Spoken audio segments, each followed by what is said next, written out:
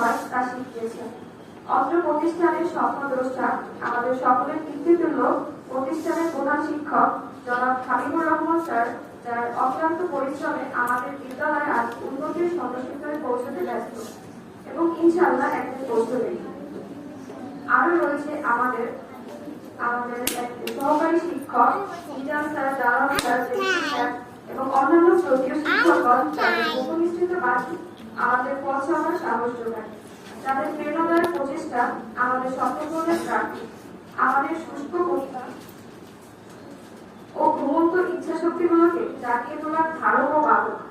হে শ্রদ্ধেয় শিক্ষক মন্ডলী, আমরা অত্যন্ত গর্বিত আপনাদের মতো আদর্শবান, জ্ঞানী, প্রজ্ঞাবান ও উদয় চিত্তের শিক্ষকদের শিক্ষা গ্রহণ করতে পেরেছি। যেদিন আমরা এই আইনে এসেছি সেদিন থেকে আপনারা আমাদেরকে পাখি ছানার মতো ডানা পিছে আটকে রেখেছেন। তাই পথ চলার মাঝে আমরা কোনো অন্যায় করে থাকতে নিজেদের সন্তান মনে করে আমাদের ক্ষমা করে দিবেন। সকলে আমাদের সুন্দর ভবিষ্যতের জন্য দোয়া করবে।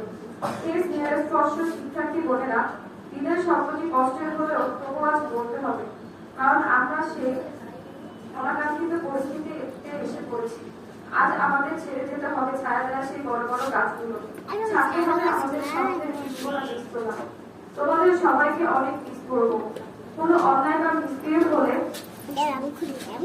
আমাদের ক্ষমাসুন্দর দৃষ্টিতে দেখবে, আমাদের জন্য দোয়া করবে। সকলের জন্য অন্তরের অন্তঃস্থল থেকে সর্বদা শ্রদ্ধা, সম্মান, দোয়া ও ভালোবাসা রইল।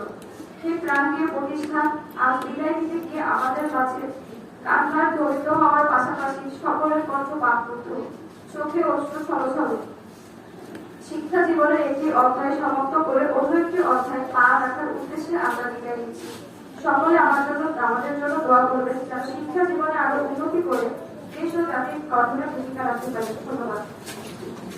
ধন্যবাদ। এ পর্যায়ে বিদায়